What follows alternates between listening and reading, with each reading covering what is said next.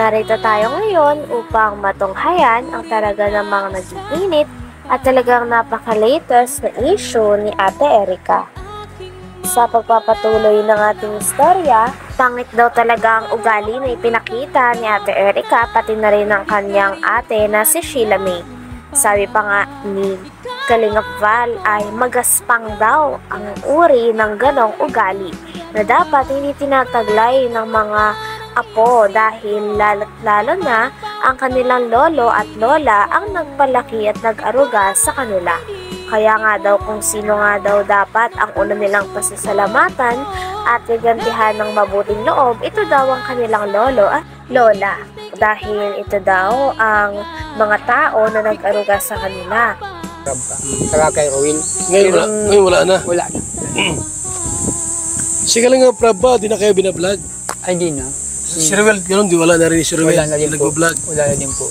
Okay. Plus alam natin yung totohanan, yung kwento po. Kasi pangit naman yung basta ka lang, dadali. Mahirap. Mahirap man yun. So mula na rin po sa kanila, kung sino po itong dalawang ito, na apo nila po na sabi nga ni tatay, ng ugali. Tawag yun ni magaspang ang ugali. Maganda yung gano'n, pangit yan. Dapat yung utang na loob, saka bumahal sa lolo't lolay na doon dapat. Ano kung wala ng pera tayo, babalik dito? Ay, nilangan, hindi ko natanggapin dito. Kasi kailan pa. Tulad ng ayaw ko na. Pag sinabi malalim ko, yung mo, sugat. pag sinabi ko dito. Sabi pa ng lolo ni Ate Erica ay ayaw na ayaw niya daw at hindi daw pwede sa kanyang ugali ni Ate Erica pati na rin ang kanyang ate na si Sheila May. Talagang ayaw niya daw na lalapastanganin daw nila ang nagpalaki sa kanila at talaga namang umaruga ng ilang taon. Lolo at lola daw kasi nilang talagang nagpalaki sa kanila, nagpaaral at naghatid sundo daw sa kanila sa school kahit na naulan. Kaya talagang hindi pwede sa kanilang lolo na porket nagkapera lang sila ay lalapastanganin na nila ito.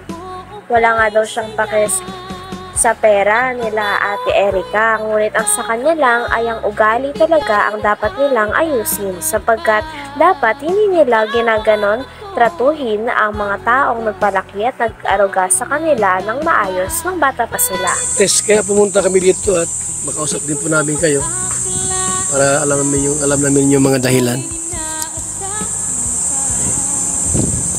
Salamat po para Yamutay at nalaman ninyo para sige, makadaan. para malinis yung ginagawa nilang kasinungalingan sa amin. Alam din po ninyo. Sakalit tayo na pumunta sa akin sila Mi at magpa-vlog din at sumagot. Oo. Ay, hindi po yung sasagot sa akin. Yung ipagpaliwanag din sa akin, Ay, bahala po sila pag-upaliwan nila. Bahala po kayo. basta wag lang magsinungaling. Yung totoo lang. Yung totoo lang. No, di ba? Yung totoo lang. Yung totoo lang gawin nila. Pero pag si lolo na nga niya pinaharap kasi hindi sila makaharap sa kalasay sir. Wala silang paghiharap. Kasi wala naman silang ibabato pa kung anong kasinungaling ang gagawin nila eh. So, yan po mga kalinga, paliwanag po na mula po sa kanila. Yung kwento po hindi mula sa akin yan, mula kina Lolo. Kwento pa nga ng lolo ni Ate Erica ay talagang lalo pang sumama ang kanyang loob sapagkat nung nasa ospital daw sila nung bagong taon dahil may sakit nga ang kanilang lola, ay pagdating nila sa bahay at pag-uwi nila ay wala na daw tao sa kanilang bahay at parang napakadilim na. Talagang hindi daw nagpaalam si Ate Erica pati na rin ang ate niya na si Sheila May na alis na o bubukod na sila sa bago nilang bahay. Wala talaga silang paalam o pasabi sa mga tao na nag-araga sa kanila at kumupkup sa kanila ng ilang taon.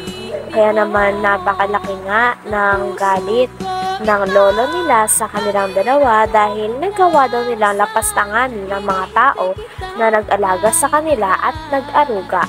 Bato pa kung anong kasinungaling ang gagawin nila eh. So, Yan po mga kalinga, paliwanag po na mula po sa kanila. Yung kwento po hindi mula sa akin yan. Mula kina Lulo at tita niya po mga kalinga. So, liwanag po sa atin na kung bakit po binawi ni John A. Yung pera po sana, pampabahay po nila. Kasi gusto nila yung masulo. Sila ang mga budget. Tapos meron pa mga paninira na nalaman din po natin. Alam mo mga kalingap, bilang isang charity vlogger po, yung aming pagtulong po ay systematic po tayo. Hindi yung ubos-ubos biyaya, bukas na katunganga. Hindi tayo ganun mga kalingap. Salamat po sa ating lahat. Masarang bigas, isang lang. Bigas. Kwento pa ng lolo ni Ate Erika ay hindi daw totoo talaga na nakakatanggap pa sila ng sustento galing kay Ate Erika. Dahil ang huli nga daw nilang natatanggap ng mga pera ay nung binavlog pa sila ni Kalinga Prab at ni Kalinga Proel. Ngunit ngayon ay mali daw talaga ang pinapakalat nila na nagsusustento pa din daw si Ate Erika at ang kanyang kapatid o ate na si Sheila May. Kaya nga daw masama din daw ang loob ng pamilya nila kay Ate Erika dahil nagagawa nilang magsinungaling para maging magandang image nila sa mga tao. Naghahambog sila. Pagka ako ito ay aking mga project ng bahay, kung sakaling matapos na, okay lang ba na ako lang paggawa ng bahay mo, kung sakali? Ay, bahala po kayo. Ako naman may sariling karpintero kung para maayos yung bahay ninyo,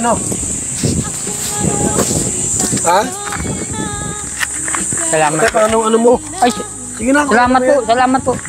Ate, sige na. Hadlo ka sila, ha? Ano ba kailangan mo sa kanila? Bago na. Salamat po, Kuya Bal. Yan. Salamat po sa inyo.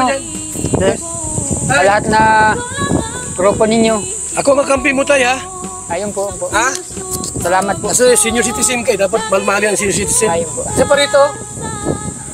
Tay, Opo. ako kausap po dito, walang sino. Ako kausap po rito. Salamat po, Kuya Bal. Ang senior, mamahalin ko yan. Salamat Kuya Bal, ha. Oo. Salamat sa tulong ninyo. Ako kakampi mo tayo. Grabe at napakabuti nga ng loob ni Kalinga Val Santos Matubang dahil tinulungan niya ang lolo at lola na iniwan ni Ate Erika at ni Sheila May. Talagang ngayon nga ay nagsabi pa siya na kapag natapos na daw ang ibang pabahay na kanyang ginagawa ay tutulungan niya daw talaga ang lolo ni Ate Erika. Nangako na nga siya dito ng pabahay at binigyan niya rin sila ng pera pagkatapos silang ma-interview ito. Hindi lang pera ang binigay ni Kalinga Val Santos Matubang upang makatulong sa pamilya na ito sapagkat binigyan niya rin ng isang sako ng bigas ang lolo ni Ate Erika. Kaya naman todo ang pasasalamat ito sa kanya. Sabi nga nila ay hindi naman na daw kailangan ng mga pera at bigas, ngunit pasasalamat pa rin nila kay Kalinga Val Santos Matubang dahil napakabuti ng loob nito. Sa lahat na grupo ninyo. Ako magkampi mo tayo, ha? Ayun po. Ha? Salamat po. Kasi senior citizen kayo, dapat malmali ang senior citizen. Ayun po. Isa pa rito. Tay, Opo. ako kausap po dito, walang sino. Ako kausap po rito. Salamat po, Kuya Bal. Ang senior, mamahalin ko yan. Salamat Kuya Bal, ha. Oo. Salamat sa tulong ninyo. Ako kakampi mo tayo. Huwag ka mag-alala. Di ko po naasahan na Salamat po pupunta sa kayo iyo. dito. Ganito. Ano? Ibigyan niya Ako kami. tayo, hindi ko sisiraan si Erika. Kung gusto nga, magkasundo kayo eh. Ayan. Pero hintayin ko yung panahon na magkasundo kayo. Ha? Bahala ka po. Pero Sige, talaga kasi maganda yung mamatay tayo may sa puso. Pagpapatawad. Ano? Siguro kayo, nag-iinakit kayo. Pero lilipas din naman yan. Huwag muna ngayon. Opo. Salamat po sa inyong grupo. Tara. Okay. Salamat. Salamat tayo. Hanggang dito na lamang muna ang ating napaka-latest at napakainit na issue ni Ate Erika. Maraming salamat sa inyong panonood. Hanggang sa muli. Bye!